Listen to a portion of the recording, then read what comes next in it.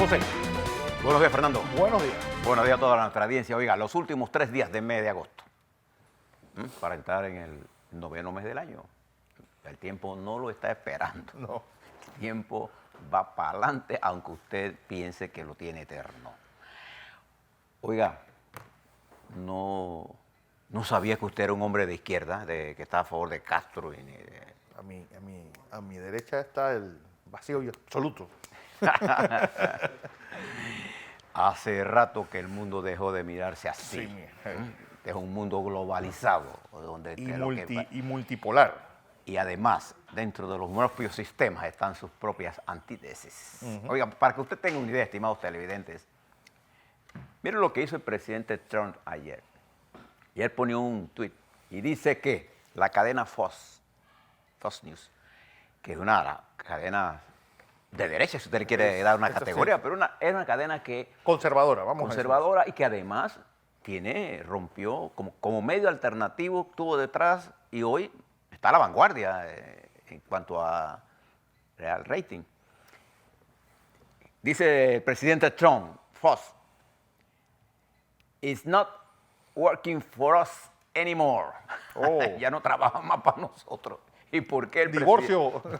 ¿Por qué el presidente Fox se salió a la defensa de Trump? No es que está en contra de Trump, sino simple y sencillamente que la cadena decidió porque tenía que darle balance. Puso demócratas, ha contratado analistas demócratas para que participen en sus programas. Ha puesto encuestas que dicen que los primeros 4 candidatos demócratas, si las elecciones fueran hoy, vencerían al presidente Trump. A Trump no le gusta eso. No. Y ha hecho algunas críticas. La última fue la presentación de la estratega demócrata, una señora muy brillante. Y entonces Trump se puso bravo, pues. Y él dice que ya no trabaja para él. ¿Qué le parece eso? O si no le hace usted la columna de Oppenheimer, estimado oyente, le agradezco que nos dé seguimiento, de Oppenheimer, que dice que el presidente Trump niega que hay problemas de recesión global, y él dice que sí, hay de los 100% de los economistas del mundo, 74% dice que el mundo entra en una recesión en los próximos 18 meses. Algunos, casi el 30%, dice que el próximo año. Estamos frente a un mundo globalizado donde las decisiones que toman los líderes tienen efecto en todos nosotros. Al final del día, lo importante es que el argumento vale independientemente de quién se lo emita. Nosotros le damos la información, usted decide. Algunas cosas importantes que ocurren en el mundo y que tienen vinculación con esto que está ocurriendo y que aquí en Panamá también. En Inglaterra, Fernando, Inglaterra, recordemos, estimados televidentes, es una democracia parlamentaria. Eso es la esencia del régimen político inglés. El Parlamento es la base fundamental de la democracia. Los primeros ministros tienen que ir allí a defender lo que quieran hacer, y tienen que conseguir la mayoría allí, en un debate que es de lo más interesante. ¿Usted ha visto alguna, está presente en alguno, Fernando? O sea, eso es interesante, verlos discutir, pelear, pero fuertemente. Bueno, el señor amigo suyo, Boris Johnson, pidió una postergación, un receso del Parlamento inglés por 5 semanas y que se recomponga el 14 de octubre. La reina le firmó esa postergación. De manera que, ¿y por qué lo hizo? Porque quería reducir al mínimo la discusión del Brexit. E inmediatamente surgen las reacciones de tanto de los opositores al señor Boris Johnson como de los ingleses. Ya anoche había más de 1 millón de firmas pidiendo a la reina que eche ese decreto para atrás. ¿Por qué? Porque la esencia de la democracia es esa en Inglaterra. Bueno, ahora la postergan, dice Boris Johnson, 10 días es suficiente. Entonces, si es suficiente, ¿por qué no lo dejaba? Para que usted vea que cuando una decisión se toma, cualquiera que sea lo que te decían los ingleses, el país está dividido. Exactamente por la misma mitad. Cualquiera que sea la decisión, está afectando a Inglaterra y la seguirá afectando. Si hay un Brexit sin salida, prepárese. Y es no solamente una decisión a la mitad, sino que es la Inglaterra rural contra la Inglaterra urbana.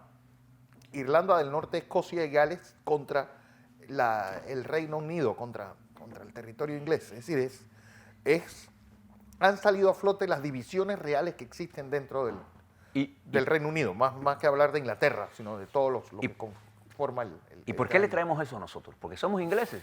No. ¿Porque estamos a favor del señor Boris Johnson o el señor Corbyn? No. Le traemos eso porque el ejemplo, el ejemplo que debemos aprender en Panamá es que cuando una decisión política se toma sin el consenso debido, las consecuencias son muy graves, o no pasan, y si pasan no duran. Solo las transformaciones que se basan en el consenso de la sociedad, y el consenso no es la totalidad, sobre una base social sólida, pueden realizarse en favor de las mayorías de ese colectivo.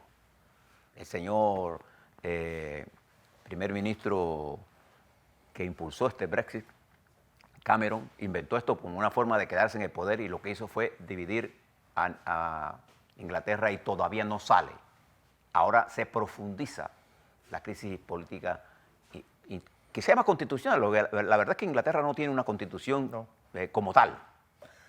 Los conservadores ingleses decían, Europa nos está escribiendo nuestra constitución, uno de los argumentos que usaron para este Brexit. Mientras en Italia, ese país que a mí me maravilla, Italia, ahí no hay gobierno hace rato. Bueno, pero ayer Giuseppe Conte, ese amigo suyo, Fernando, que dirige el movimiento 5 Estrellas. Yo no sé si ustedes tienen una idea de lo que es 5 Estrellas. Póngase, métase en internet, busque 5 Estrellas y va a dar cuenta que usted al final no sabe qué es lo que son. Lo que sí sabemos es que ellos tampoco saben. Es que ellos tampoco tan claro ¿para dónde van? Y se unieron con el centro izquierda italiano, que se representa en el Partido Demócrata, y ayer decidieron formar gobierno. Y falta que tengan el visto bueno del presidente para que hoy se constituya un gobierno de lo más interesante, complicado. Yo no sé cómo se van a entender, porque hablan lenguajes diferentes, son una especie de anarquía global. Yo no sé, no tengo muchas cosas como definirlo, pero habrá gobierno. En donde todavía no se sabe si va a haber es en sus amigos de España, y eso siguen por la libre. Un dato interesante, ayer les dije que el presidente Erdogan estuvo allá en Rusia, ¿no? Y le exhibieron un poco de aviones. Bueno, hoy, un presidente de los más folclóricos de Asia, el presidente Duterte de Filipinas, cruzó el charquito, porque no es tan grande el charco, y está en Beijing, entrevistándose con el presidente Xi Jinping, en medio de una crisis político-militar que se da por la agresión creciente de Corea del Norte, un régimen dictatorial, violatorio de los derechos humanos, Fernando, y al que el presidente Trump le tiene mucho cariño, y que en medio de ese cariño ha logrado Corea del Norte crear nuevas armas que amenazan la estabilidad de Japón y de Corea del Sur. Bueno, en medio de esas tensiones, Duterte cruza el charco y va a hablar con el presidente Xi Jinping, que sigue haciendo una diplomacia para tener y enfrentar la guerra comercial con los Estados Unidos en una Asia en desarrollo, en una Asia que se ha visto afectada por la guerra comercial, y particularmente los países menos poderosos, entre ellos Filipinas. Y Filipinas depende mucho del turismo que China popular le pueda brindar para poder impulsar su desarrollo. Vietnam, Camboya, todos esos países. Y ahora esta confrontación inusual, nadie la tenía prevista, entre Japón y Corea del Sur. Corea del Sur siendo uno de los países asiáticos de más rápido desarrollo. Para que usted tenga una referencia, en el año 1985, Corea tenía un desarrollo muy parecido al de Panamá. Y mire la clase de potencia que es Corea. Bueno, en conflicto, recordando y rememorando en la época de colonización de Japón hacia Corea. Y en medio de eso se declaran enemigos, peligrosos, porque ambas economías y ambos países son parte de la estabilización de la región. ¿Sí? ¿Y por qué a nosotros nos interesa lo que pasa en esos dos países? Usted lo debe saber. Japón es una de las principales economías que tiene relación comercial con nosotros, el segundo usuario del Canal de Panamá, y Corea del Sur, no se olvide, el sexto usuario del Canal de Panamá individualmente. Además que por los celulares debe tener una balanza comercial con Panamá bastante interesante. Y fíjese lo que está pasando en el continente africano, que es el refugio ahora de otros países.